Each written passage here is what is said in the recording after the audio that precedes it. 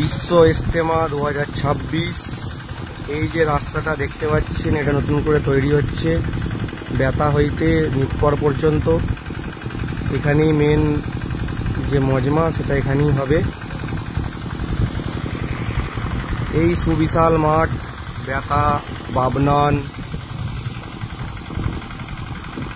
আর এদিকে পুইনান, কালচিনান, আর এইদিকে আপনার সিনেট। এই বিশাল মাঠে আমাদের এই ইজতেমাটা হবে।